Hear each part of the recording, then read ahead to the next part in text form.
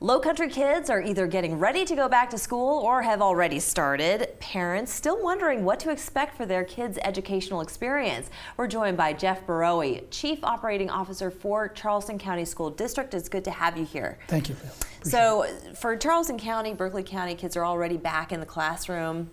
But it just seems like this moving target where we just don't know what's to come for the rest of the school year with the Delta variant. Let's start with COVID, shall we? Mask or no mask? So the masks are required by our school board, and that's what we are enforcing at this point. However, we won't turn a child away from an education that chooses not to wear a mask. So I believe that the requirement that was put out by our school board has increased the percentage of children that are wearing masks. And a majority of our schools, we anticipate more than a majority of our schools are over 90% now at this point of children wearing masks, which is just one other element of a protocol, of puzzle pieces to try to minimize that outbreak of COVID. How do you handle that situation, though, if you do have a student that refuses or does not want to wear a mask, I should say? So obviously the student is encouraged to wear one, and hopefully they'll wear it in the high traffic areas. That's the first goal. It is mandated on buses, so if they're taking a bus to school where quarters are a little closer, we can't guarantee 3-foot spacing on a bus. We hope that they'll wear it in the high traffic areas, and then once they're seated in their classroom, we'd like them to continue to wear it. It is still required, but if there is social distancing, we want to give folks an opportunity, especially that are wearing a mask, to take a mask break during the day to make sure that it isn't overwhelming to the children. Have you heard anything from the children yet about just their experience and having to wear the masks, and if it's been a hindrance at all to the learning process, if it's uncomfortable? So last year I proctored a number of times, so I sat in classrooms on a regular basis and talked to kids that were there. This year I've had an opportunity to spend time in our cafeterias and talk to kids coming through the line. Kids are resilient and they want to be in school because it's been so tough for them over the course of the last year and a half. So the kids really have not been a problem. It's really been great to see their desire to learn and to deal with the circumstances they've been presented. Any other safety protocol that you have in place besides wearing the masks? So I could spend another hour talking about that, but I'll point out a few of the things that I'm really proud of the team with. From a facility condition perspective, we have world-class air conditioning systems, and because it's behind the scenes, families just don't know that.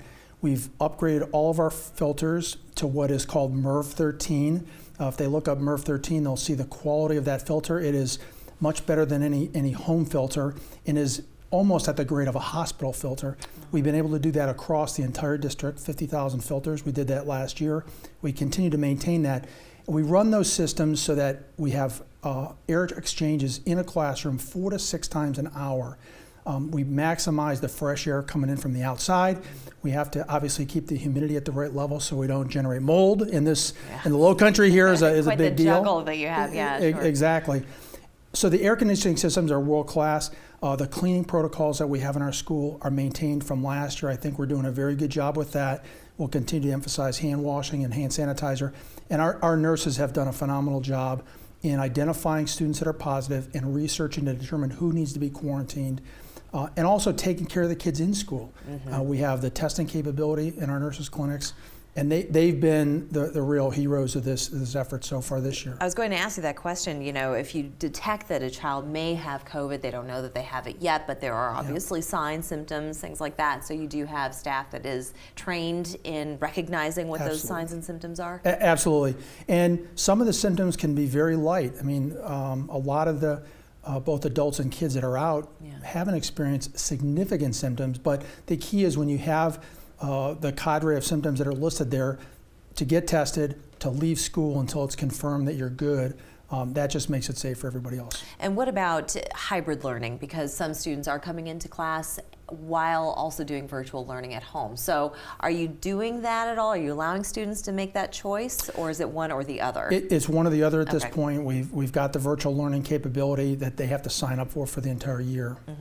Okay. And then in person, obviously. And then what about communication with parents? Obviously, you know, parents don't want to miss a single PTA. They don't want to miss any literature that might be sent home with their kids. How is communication between staff, teachers, parents? I think schools have done a really good job with making sure that take-home packages are extensive, have all the information that they need, and continue that communication. And most schools, if not all of them, have an opportunity for parents and students to call in after hours to talk to their teachers to try to stay current. Right. It's changed a lot since I was in those earlier formative educational years. It was just a note sent home from the teacher, and whether the child gives it to the parent or not. But now they've got email, texting. Yep. I mean, there's many ways for people to connect. And my final question, nutrition. Anything new happening on the nutrition front? We have discussed this previously with some staff, but... I appreciate the support for them. Our nutrition services staff is extremely proud of what they've done to bring in quality products, create exciting meals for the kids. We've had our share of shortages of food. I mean, the driver shortage around the country has affected us, but we have a very nimble staff that can adapt to the food that they have. And what we can see, the kids are eating the food that's provided. They're real happy with that, and all the meals are free right now. Okay, that's good to know. That's a key fact. Jeff Borowy, I want to thank you so much for joining us today. Thank you, Layla. We're back after this.